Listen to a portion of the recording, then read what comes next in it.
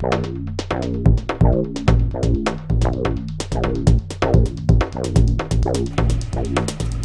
morning, everybody. This is a little rundown on AC systems, a little basic thing. Some of this is a review and some of it is new. So this is not a video I've actually done before in its entirety. I've dolled up some stuff and made some additional slides and that kind of thing. So let's get into this thing and let's see what we can do this Monday morning. Now, the boiling points of refrigerant is what makes refrigerant work. You know, when you get out of the pool and you feel kind of cold, or when you get out of the shower and you feel kind of cold, it's the water is evaporating off your skin and carrying the heat away. And so that's, you know, the latent heat of vaporization is what they call that. But you won't ever use the latent heat of vaporization to fix air conditioner. You know, you just need to understand the principle and the latent heat of condensation, all that kind of thing. Don't vent it into the air, but refrigerant, R1234 boils at minus 22 degrees Fahrenheit, and 134A boils at minus 15 degrees. And it absorbs heat when it boils. Always wear safety glasses. If this stuff gets sprayed in your eye, you're going to lose your eye. So do not operate on air conditioning or around batteries or anything else unless you're wearing eye protection. And it sounds silly and it sounds like you're a sissy, but you're not, because it's smart to have two good eyes as long as you live, if you can. So, evaporator, in the evaporator, it causes the evaporator to get cold, and air passes through the evaporator and gets cooled and dried. Now, the fixed orifice system is what was really common for a long, long time. There are still a lot of cars that have this on there. And what you got here, if you've got an accumulator, it's going to be a fixed orifice system. That's just the way it is. And you might notice that this refrigerant, let's start right here at the compressor. We're going to push it through this discharge line into the condenser. And in the condenser, this high pressure gas that we have right here, this is high pressure gas, and it's kind of hot.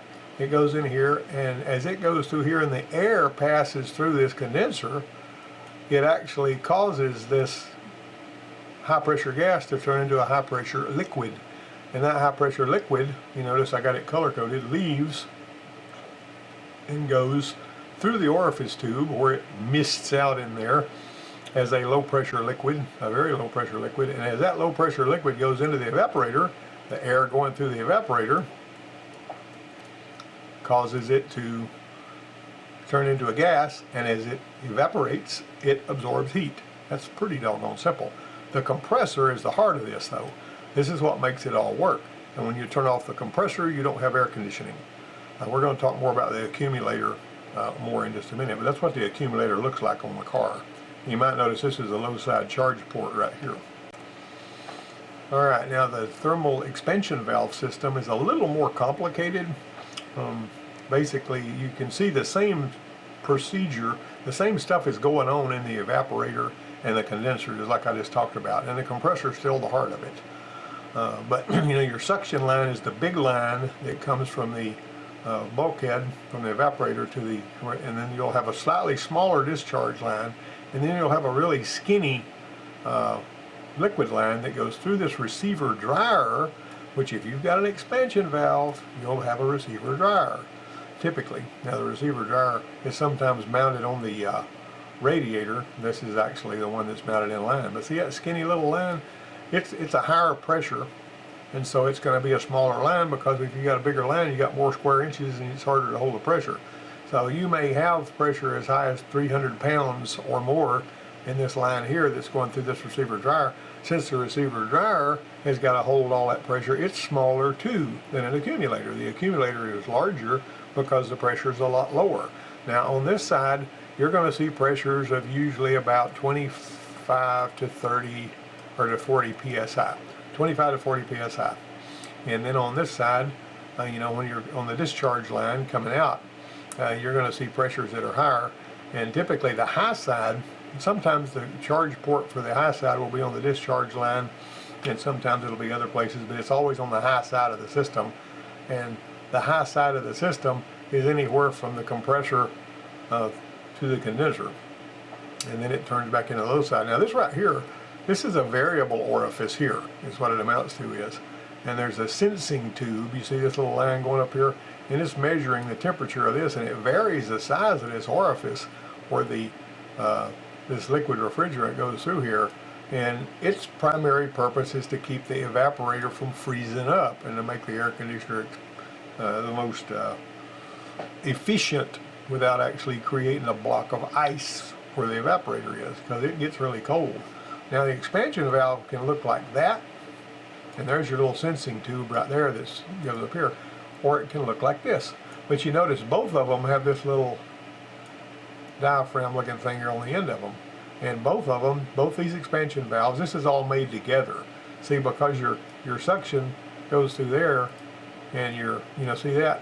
You're basically, it's coming in this way and going out that way. Coming this way, goes out that way. And so it's measuring, instead of measuring the tube using this alcohol tube, it actually measures it right here in this flow through this suction side, which is actually here. And see, this right here is this. I could have drawn one with this.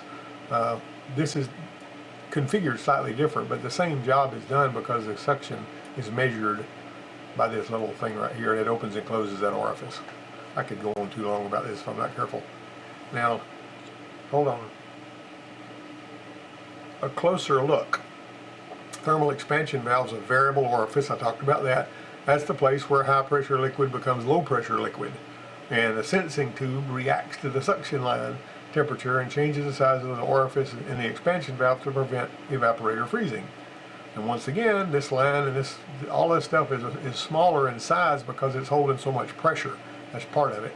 The receiver dryer has desiccant and removes small amounts of moisture from the refrigerant side. Now the fixed orifice diagram, closer look, goes this way. Now you notice the accumulator's got oil in it, and it's got a little hole down here, and it's got a filter over that hole, typically on every one of these I've ever cut apart. And this gray part right here is the desiccant bag, and this little hole right here is where the oil comes in. So basically this is coming out. All right, when this goes in here, any liquid refrigerant that still happens to be liquid going into this accumulator goes down in here, and it's mixed. It's mixed with the oil, sort of like CO2 with a Dr. Pepper or something. So that's why whenever you start pulling the refrigerant out, it outgasses some refrigerant from the oil. And there's oil. Basically, there's a little bit of oil in all of these components coating the insides of them. There's certain amounts of oil here, they're here. And there's obviously oil in the compressor, and there's oil in this accumulator. So it's important that you have the right kind of oil and the right amount of oil. If you got too much oil, it won't cool. If you don't have enough oil, you burn up the compressor. So what happens is whenever this goes in here, the only thing that this compressor can get out of here, it pulls gaseous refrigerant through this tube. That hole is underneath this oil. And so it pulls some oil in through that little bitty hole, and it's a mist, kind of like oil being mixed with the gas in a chainsaw, and then it works its way into the compressor, and that oil lubricates the compressor while it's doing its work, and then this discharge line puts that high pressure vapor out. You can see it, but this desiccant bag is there to absorb moisture. Everywhere you see desiccant, it's there to keep water from condensing and causing issues with the stuff. Occasionally you'll see on some of the older units, you might see that this desiccant bag would come apart if you had a receiver dryer, and you would have little beads of desiccant stopping things up and causing all kinds of problems, So, all right, now this is a little bit closer look at your accumulator and the dryer. This comes in from the evaporator. This is only refrigerant up here, and you see this puddle of oil down in here? It's got refrigerant mixed in there with it too, under pressure, sort of. Okay, and so because even right here, see, whenever the pressure here, whenever you're looking at whenever you got static pressure, and I'm going to talk about it more in a minute, you got about 100 psi of static pressure, and then whenever you turn on the AC, the pressure in this thing drops to about, it's hard to write that, 20 to 40. If you ever try to write with a mouse, it's not easy unless you're good at it, unless you've practiced it. Okay, this screen right down here is what I was talking about. There's oil orifice, it's hidden. The accumulator, this is the accumulator for the fixed orifice tube system. The oil and the refrigerant are mixed in here. The desiccant bags are here. And so the oil and the refrigerant, see how it pulls in nothing but vapor here? Picks up some oil, carries it out, goes to the compressor, right? All right, now on your condenser, you know, when you got a TXV system, the refrigerant comes in this way, right here. All right, and it goes through, it's forced to go through this desiccant, and it can't leave unless it comes back up through this tube here, you know, outlet, so it has been dried off before it goes to the thermal expansion valve. Obviously, if there's moisture in there, the ice that would form right there at the thermal expansion valve, if, you know, of course, it's going to get really, really cold there at the thermal expansion valve. If you can find the TXV, I mean, if you can get your hands on both sides of the thermal expansion valve or on the fixed orifice, you'll feel that it's getting cold really, really fast after it leaves that orifice, whether it's fixed or variable. Now, they do make orifice what looks like a fixed orifice is actually a variable orifice of sorts, but that's another story, and those aren't all that common. Vans with two evaporators, in other words, one in the back, one in the front, may have a TXV on the rear unit and a fixed orifice up front. As a matter of fact, that's usually the way they are. Rear air on vans and large SUVs will have that separate evaporator and heater core, and will usually be outfitted with a TXV even if the front air has a fixed orifice. Refrigerant flows through these. Your discharge line, it leaves the compressor, it flows into this condenser, it leaves the condenser, it flows through the accumulator. Almost immediately, accumulator is really, really, really close. Wait a minute, I put this in the wrong place. The suction line actually leaves here. So I drew those lines wrong. That's it, I got to erase this, I messed up. Okay, so the suction line is actually gonna, the liquid line is gonna lead, I didn't even show a liquid line here. I screwed that up in a big way. The liquid line goes to the evaporator. So let's just actually, and look at this one here's got the little, actually this one here doesn't have the accumulator because it's got an expansion valve, right? So you no accumulator here, but you do have on the end of this, and I'm going to tell you a little bit more about this in a minute too, there's a desiccant bag in here, and that's basically acting as your receiver dryer. Your orifice tube is something you're not going to have on the system I've got pictured here. Because you got if you've got the expansion valve, you've got the receiver dryer. You do not have an accumulator, and you don't have an orifice tube. But the liquid line leaves here, goes through the expansion valve to here, and then it leaves there, and it goes back to the compressor. Anyway, I hope I didn't confuse everybody too much with all that screw up. All right, on newer cars, and this is what I was talking about in the previous one, the dryer's on the side of the condenser. And there's more to it than you think. As a matter of fact, I learned at the Mobile Air Conditioning Society, I went to, you know, several of their conventions. The subcooler looks like a condenser, but it's really a little more to it than that. So what happens is this refrigerant goes in here, and it gets dried. And you notice there's a blockage they've got set up between these two. That's why this is all part of the condenser, because all you're changing is this bag in here. And so when the refrigerant leaves this part after it turns into a liquid, it goes into this bottom part where it gets cooled, and so it leaves as a cool liquid instead of a hot liquid, and that makes the air conditioner work better anyway, makes it cool even better. So that's, just keep that in mind, because a subcooler, this is basically a subcooler. If you see what looks like a condenser, but it's got this thing on the end of it, it's going to be a subcooler. It won't be what you'd actually call a condenser. And the lower part of it down here is where you're going to have the refrigerant turning into a cooler liquid than it was when it left and went through here. See that? All right, so there's where that is on that. See, if I'd have had any sense, I'd have flipped this around so that it would have matched, but you can see what I'm talking about. Electrical stuff is a big deal. You got clutches, switches, blower and resistor, condenser fan, relays and controls. There's all kinds of different components here. Now this is a simple schematic of the way one's wired up. You got to have electrical elements of this to make it work right. So you got an AC switch. Turn that switch on, goes through the high pressure switch and through the low pressure switch to the AC clutch. Now the earlier systems did not have the high pressure switch. The high pressure switch was added later, Either that or it was built onto the compressor itself. The compressor itself a lot of the times would have a high pressure switch, and what it was supposed to do is prevent the head pressure from getting too high and causing it, you know, blow the pop-off valve. Compressors have a pop-off valve that'll go pzzz, and then, you know, refrigerant will go misting out everywhere and all that if the head pressure gets too high, like if the condenser fan doesn't work or whatever.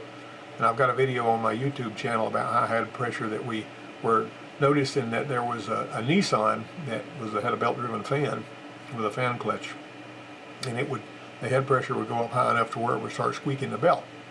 And so when I put a fan in front of the condenser blowing through there, I'm talking about a shop fan blowing through there to make more airflow across the condenser, it wouldn't do that. And so that led us to replace the fan clutch. And replacing the fan clutch on that one, see, the fan clutch it wasn't locked up, it was free spinning. And we put a fan clutch on it and all of that problem went away. But we troubleshot it by hooking our gauges up and seeing that the pressure was going really high on the high side. The air conditioner was working, except it would start squeaking the belt and all. Now when she was driving down the road, she didn't have that problem. But sitting in traffic, the belt would start squeaking and her air would get to where it wasn't cooling as good. And I've actually seen some other vehicles that the electric cooling fan would quit working intermittently, and it would cause a pop-off valve on the air conditioner compressor to blow and all that. So anyway, you notice these are wired. These are wired whenever they're both on there. If it's like this, they're wired in series, which is a good thing. All right, now more modern systems are going to have an AC relay that is triggered by a module, by what they call an amplifier or whatever, and it's basically going to be powered up, you know, be fused, powered up like that, and when this is energized, it throws power out to the AC clutch. But how does it choose to energize it? Well, look at here, your low pressure and your high pressure switches are actually feeding signals to this. Now sometimes they're still stacked in series, even going to the PCM or amplifier, like, you know, 2000 and, you know, vintage Jeep Jeep Cherokees were like that. And of course you got an AC relay here, and then you got low pressure switch. All right, and on the Jeeps that I was just talking about, when that high pressure cutout switch changes, it's got a couple of sets of contacts in it. You know, the Jeep Cherokee has got a belt-driven fan and an electric fan. So if that high pressure switch kicks on, not only does it kill the compressor, it kicks on the electric fan. And that causes everything to kind of normalize. Now, on the this was on a 2000 F-150. These switches directly feed power to the PCM. The PCM logic decides when to engage the AC clutch. I'll show you a little bit more of that. But look at the numbers here. They're normally open at or above 445. Otherwise, it's not a normally open. It's basically normally closed. I don't know why Ford put that in there. But if it's at or above 445 psi, which you're not going to have that when everything's shut off, this thing's going to open up. And it's closed, which it should be, say normally, it's normally closed. They should have put these words in different order. They should have put normally closed up here and then 445 psi. So it's used to interrupt AC compressor operation in case of high system pressure. Well, this one here opens below 24.5 psi and it closes above 43.5. If you've ever watched gauges on a Ford and seen the pressure cycling switch work, you know, based on, you know, you'll see it, the needle will show you that going on. On some of the older ones, they used to have a pressure cycling switch that was on the accumulator. And I had a Lincoln I worked on one time at the dealership that would machine gun the compressor in and out. And so what I did with that, there was a screw right between those two terminals down in that thing, and I adjusted that screw. Just turned it a little bit and took care of that. I don't know exactly what I did other than the fact that the car was fixed and they never complained about it again. All right, you got to pay close attention to this diode because it's really important because it absorbs whenever a magnetic field collapses and sweeps across some winding, it's going to create several hundred volts. That's going to be a spike. And so they got to keep that spike from going anywhere because it's going to take the path of least resistance and it's going to find its way back to the PCM. Even the older Ford solenoid switches would create a spike whenever you release the ignition switch. and somebody put an old solenoid switch that didn't have an internal suppressing diode on it on an Aerostar one time, and when you would start that thing, sometimes it would run really crappy and sometimes it would not, because sometimes that spike doesn't always do everything the same way. That's the point. You know, sometimes it causes more trouble, and it was causing the computer to go nuts because the spike was coming back from that relay into the computer. So what I did was I connected my scope to it, and I saw a spike, and I said, well, this was a brand new starter relay that somebody just grabbed off the shelf and threw on the counter, and they put it on there. And they said sometimes when I started it runs bad, sometimes when I started it doesn't. And so that was the deal on that. So what this does is, you might notice this diode only lets the current go in this direction whenever you see it pointing that way. And whenever you turn on the compressor, this relay closes when the compressor is turned on, and this is forced to go here, and then it goes to ground down there. But when you turn it off, instead of this spike coming out of the compressor and screaming back up this way, it causes this diode being here pointing in that direction, causes that voltage spike to chase its tail until it goes away, and that prevents it from going back up through here and damaging stuff, you know. Because whenever a wire is laying next to another wire, it creates inductive voltage and current in that wire, and it can cause all kinds of problems that you can't even hardly troubleshoot unless you know what you're looking for. Here's your fan control. I like to simplify these schematics so they don't have all these extra, you know, circuit numbers and connector numbers and all that kind of stuff on them. This is always hot. Now notice the way this is wired up. The blower relay clicks on whenever you turn on when you turn on the key, and you turn it anywhere except off, you're going to wind up sending this power down here to energize that blower relay. When you energize the blower relay, this clicks over here, and then this power feeds the blower. Well, where does the blower get its ground? The blower on these Fords and a lot of other vehicles gets their ground through here. Okay, so when you've got this on low, that current is going to have to go through, watch this, go through all of these.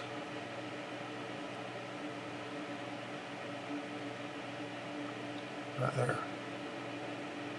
Before it ever makes it to the, and then whenever you click it up to medium, it only goes through 2 of these, and when you click it into medium low, it goes through and then when you click it on high, it goes directly to ground.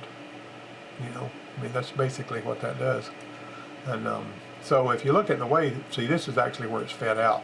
When you go directly all the way over to high, and this ground is coming through here and going straight out to the motor, so you got maximum blow. Okay, and I want to say something else here about some of this stuff. All I got to do is relieve this stuff. You see this thing right here? This right here is a thermal fuse, and the reason it's there is so that if something causes the fan not to, this is always mounted in the airstream where air is blowing across it to keep it cool, because where you have resistance you have heat. Alright, so this thermal fuse, if it gets past a certain temperature, it will open up and it totally kills any and all blower operation, and so that there's not any heating up going in here and melting things and all that kind of stuff. Occasionally, if leaves or something get down here against these resistors so that they block the airflow across the resistor will get hot and start to burn the leaves, and you may smell leaf burning smells coming out of your cluster. I've seen that happen on vehicles too. But I used to take that little thermal fuse, and I should have got a picture. When I'd go to Radio Shack and buy a thermal fuse, you could buy one of those things for $1. And I would, when I had one that I knew the thermal fuse was a problem on and they didn't have the part in stock, I would go back up there and I'd use little heat sinks to keep it from destroying the fuse, and I would replace the thermal fuse and I would fix that blower resistor. Of course, you can't do that on the newer ones because they're all potted and all that kind of stuff. So if you feel vibrations, look for something like this in the fan, you know, a crud or a dead animals or a lizard or a rat or some, you know, bunch of stuff they've thrown on the dash that works its way in there, gets in a fan. You're going to have a fan that goes and shakes the vehicle. And anytime you feel vibration when you turn a fan on or hear funky noises, it's the best to go ahead and pull the fan off, because it ain't that hard to do usually. Sometimes it's a little tricky, but get that thing off. And while you get it off, look at those connectors and see if they're scorched and burned and all that, because sometimes you're going to have that. The fan will quit working and you'll have to jiggle the wires at the blower resistor or the fan itself and get it to You know, if you can do that and it comes back alive, you're going to have to replace the connector and the component, whether it's the blower resistor or the fan. This is the airflow control right here. Basically, you got an AC. This is the vacuum operated when they have, most of them now have got electric doors on them instead of using vacuum. But this vacuum reservoir is here so that when you're going up a hill, you know, it keeps it. If you ever notice whenever you're going up a hill, my Explorer is doing this right now. I need to troubleshoot this and make a video about it. And if I go up a hill on my Explorer, it goes into defrost.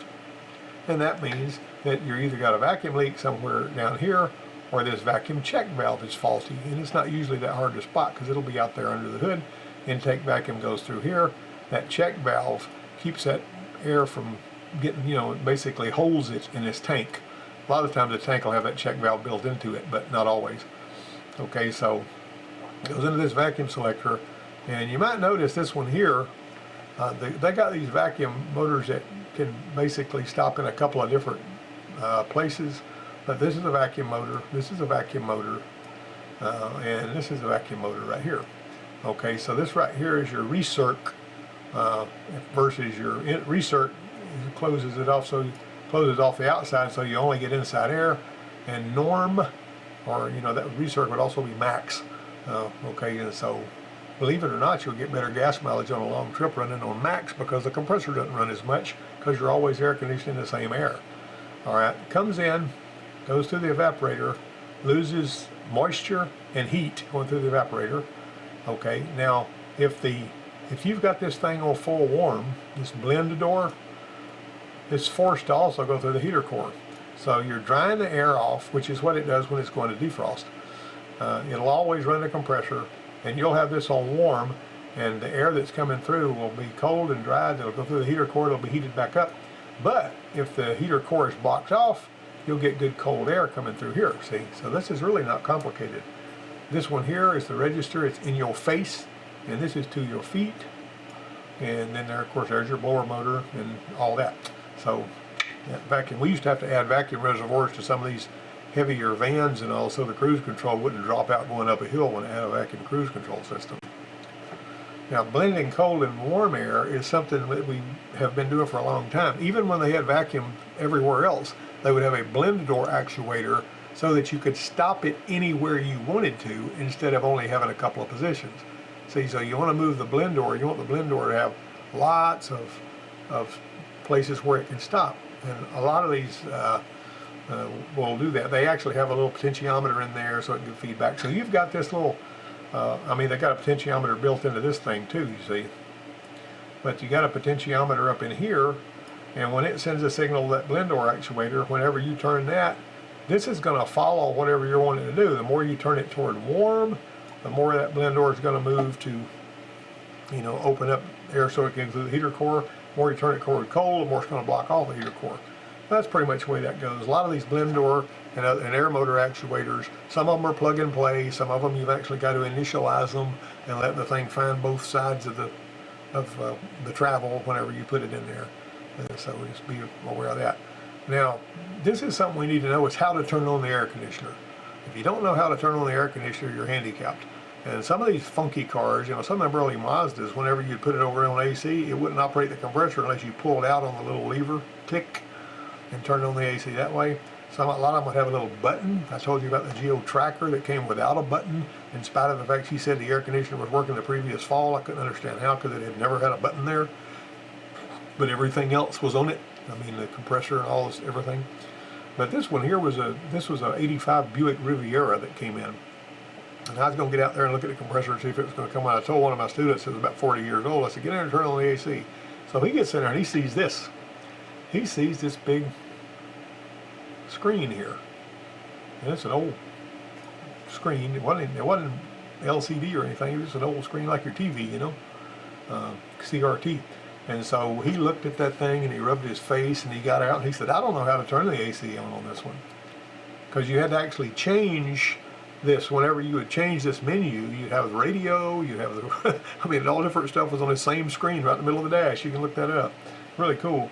But anyway, I said, come on, Jerry, you can do this. So I got in there and I looked and I was rubbing my face just like him trying to figure it out. But we figured it out. You had to actually change it to this setting and you had to turn it on, you know, using these, you know, buttons right here.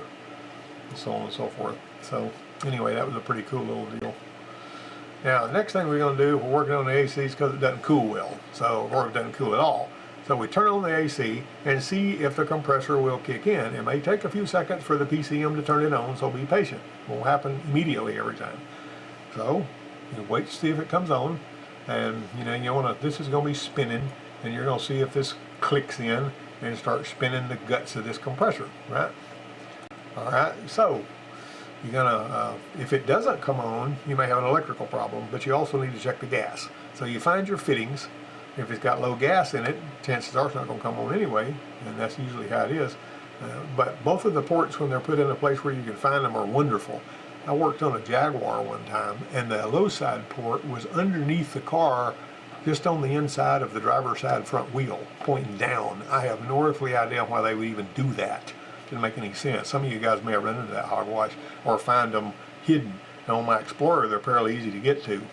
They've actually got a pipe that's coming off that's dedicated to that high side charge port, or maybe the low side charge port. Anyway, I'd have to look at that. So the low side port's usually on the suction line or the accumulator, and the high side port's going to be on the discharge line between the compressor and the condenser most of the time. The high side is the larger port on R134. All right, check your gas. Connect your identifier, and you need one if you're going to be professionally working on air conditioners, and you also need ESCO certification if you're going to get paid to work on air conditioners, or you could be facing a $33,000 fine. So do not work on anybody's air conditioner for money or pork chops or deer meat or anything else unless you are ESCO certified. You can go to the ESCO Institute online and get certified. It doesn't cost that much, not hard to do. There's an open book test you take and you can get certified. They just need to make sure you know what you're doing. All right.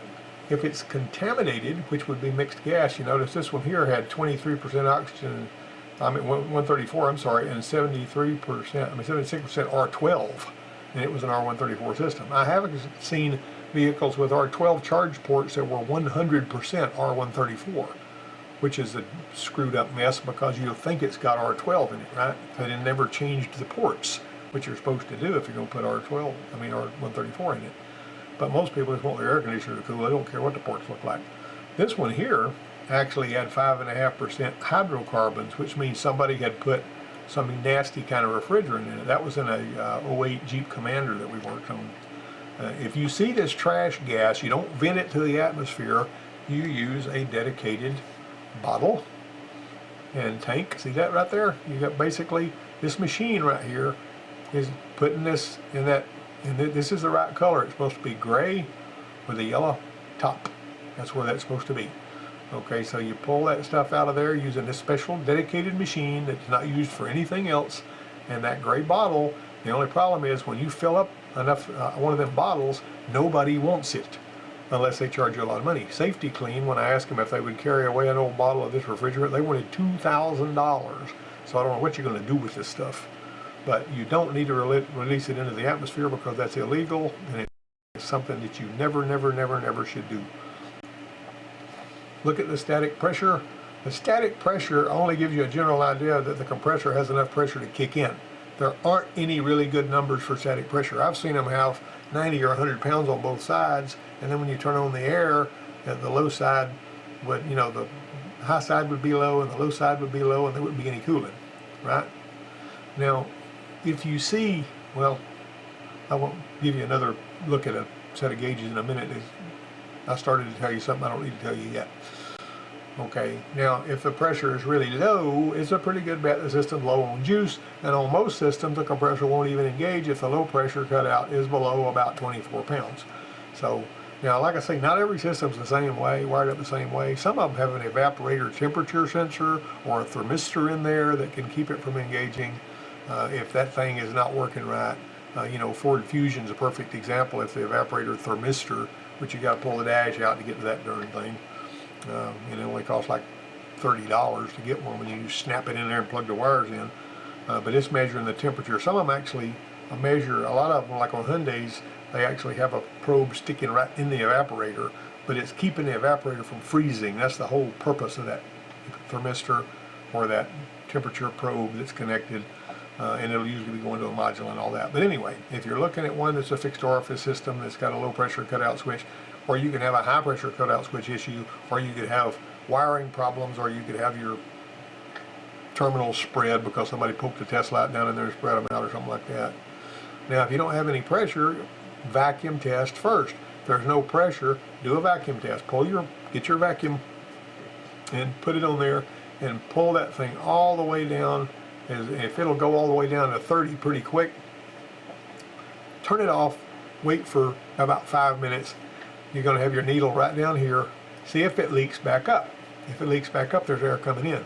But the only problem with that is the pressure differential is just like sea level pressure versus vacuum, or versus no pressure. And so what's better, if you've got one that only leaks under pressure but won't leak vacuum, you know, you can also have problems with the compressor shaft seal that will only leak sometimes too. But your dry nitrogen pressure testing, I got this set up here, and I would take and put about 150 psi of dry nitrogen. You put too much dry nitrogen in there as far as pressure, you're going to create a leak you didn't have before. So don't go there. Be really careful about that. So if it only leaks under pressure, and you can use soap bubbles and dry nitrogen, and you can vent dry nitrogen to the atmosphere when you're done. Because it don't hurt. I mean, you know, 78% of what we got here is nitrogen anyway, and dry nitrogen is not going to hurt anything. All right, so now then, so now what? If there is pressure, use the recycler to recover the gas. On cold days, it's good to run the engine long enough to get the engine compartment good and hot before recovering the refrigerant. Well, new machines are better than old ones at getting it all out because they have to be. It's a federal requirement. But you're supposed to pay attention to how much came out and compare that to specs. I was using an older Robinair machine that I got from the Mac tool man. It had Mac name on it, but it was a Robinair machine. And this, my Jeep Cherokee, every now and then I would just draw the refrigerant out and recharge it just for whatever, you know. It held 1.25 pounds of refrigerant, the 2000 model, the yellow one I had. And one day I was there by myself, and I just pulled the refrigerant out of it, and the cycle, you know, pulling it out completed while I was working in my office. And I went out there, I heard them, you know, that I looked at it, and the thing had outgassed, and more refrigerant showed up. And I kept paying attention to how much refrigerant it was pulling out every time I had to redo that. And so I wound up getting 2 pounds of refrigerant out of my 1.25 pound system because I had not done it this way previously. Now, if you want to get it all out the first time pretty quick and pretty easy, heat the engine compartment up really, really, really hot so that everything's really, really hot, and then you'll pull probably just about all of it out of there in short order because it comes out better when everything's hot than it does if it's a cold day. Now, if the weather's hot, you won't have to do this quite so much, but if it's like 30 or 40 degrees outside and you don't have a heated shop, you may have issues. So I heat the engine compartment up before I have my machine already hooked up, pull the hood down to where it's on first latch, and I warm that thing up to where it's really, really, really hot, and then I do a recover, and you get it out of there a lot quicker, and you get it all out of there typically every time. If it still won't run with a full charge, you find and remove the AC relay. All right, so once you've removed the relay, find the terminal in the box that feeds the AC clutch. Make sure you know which one that is. If the test light lights between the B plus and the clutch terminal, apply power there and see if the clutch clicks. If the clutch clicks, you know you got relay issues. Of course, you're supposed to have power, ground when this relay is commanded on. If any of these are missing, you need to go find out where it went. So you notice there's a separate fuse on this particular setup I've got here feeding the coil and the secondary. Primary is the coil, secondary is the side where the work is done. You can also check, like I did on this particular Jeep. This is not my Jeep, but it was like the one I had.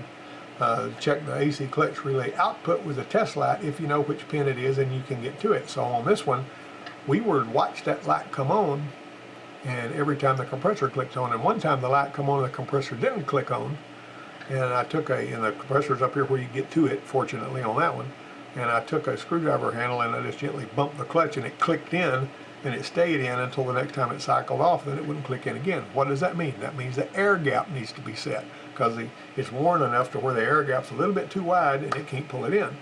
And so that's what he would have, the symptom he had was he'd drive around, it would be cool to start with, and then after everything warmed up pretty good, it would quit cooling, and that was what his problem was.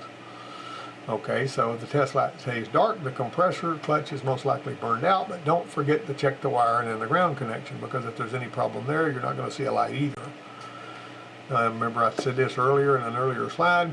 If the clutch coil is good with the relay removed and the AC on, you should have 2 powers and 2 grounds showing at the relay socket. And with the two-way talk and scan tool, you can actually tell the PCM to turn on the AC clutch relay and see if it happens. Any wire can be compromised, so watch for that.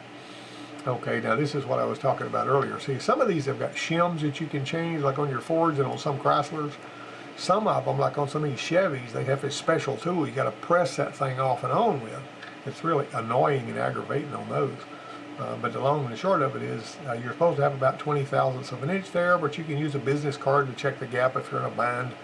And if you can get to that compressor, it's fairly easy on these right here. You can usually take this out. Don't lose your shims. Keep track of them. Pull that thing off. You can. They make little shim kits you can buy if you know where to get them, online or parts store or whatever. Add or subtract shims. These shims will be various different thicknesses, just like shims usually are. So anyway, if it's dragging, you want more shims. If it's not clicking in because it gets warm and quick, you want less shims. You want it to be, you want to adjust it with you just checking it here with a feeler gauge. You can also use data stream to look for HVAC inputs. If the compressor doesn't shut off, the evaporator will freeze. This is usually because of a stuck relay, low pressure switch, put out switch that won't open, or an evap temp sensor reading. It's just dead wrong. That's what we had here on this Ford Fusion. I had the IDS connected and the evap temp was reading 48, but this was what was coming out of the register. And that was one I struggled with for a long time. I didn't have time to finish up on it because the woman wanted to take it home with her every day and she wouldn't leave it and let us work on it. Of course, when you're at the college, you got to put up with that kind of stuff. But the long and the short of it is, I don't know how that ever played out, but I went through all kind of gyrations trying to figure out what was going on in this one. There wasn't a part you could change that would fix it, believe me. So anyway, that's another thing. But I saw another one, this Dodge that this one student had that was freezing the evaporator up because the low pressure cutout switch was stuck closed and it would never open. And we found that the same way, looking at the register temperature and everything, and noticing the compressor clutch never cycled off. Don't forget the fuses and the switches, pressure cutout switches, and so on. So you basically got your fuse block. You find out how this thing's wired, check all the pertinent stuff. You got high and low pressure switches and all that kind of stuff. So anyway, and don't forget about the one. Also look at your pin fit on your compressor connector and other places too, because if people have unplugged them and plugged them in a lot, you may have a pin fit issue. Now this one here was not cooling. It was fully charged and the compressor was running. But you notice you had low pressure here, lower than it should have been. It should have been up here somewhere. And you had really low pressure here, and it should have been up in this area somewhere. So usually you're going to see it from here to about right here if it's right, but this was way down here. What that was an expansion valve. Now one time on a Toyota Camry, we replaced the expansion valve and we still had this until we replaced the evaporator. And I still hadn't figured that one out because I could just blow air through the evaporator clear as bell. But changing the evaporator took care of this problem. Typically replacing the expansion valve does. This one lady had a Ford Edge that she'd be driving about 30 minutes and it'd quit cooling. And then she went to the Ford place because she happened to be way over in another town, and she called me about it. They wanted to spend $1,500 replacing everything that was under the dash in the way of her plenum and all the motors and everything. So she's turned them down. She came back. I hooked my gauges up, let it run for 30 minutes. And after it ran for 30 minutes, I saw low pressures like this, and I put an expansion valve on her for $16. And she was done. That's all she needed. I don't know what all that other stuff was about. Well, let's see. That pretty well. I've actually shown this before. You can actually save this slide if you want to, or screen print it, because I've created this. You won't see it anywhere else unless somebody got it from me. And so this is a really good way to just gives you sort of a basic guideline. I built this for my students and I posted it on the wall and I gave each one of them a copy of it. I was gonna do a sort of a test at the end of this, but I'm not going to do it now because it'll take too long, and I may do that a little bit later. But I really appreciate you guys watching, and y'all have a good week, and hey, let's be careful out there.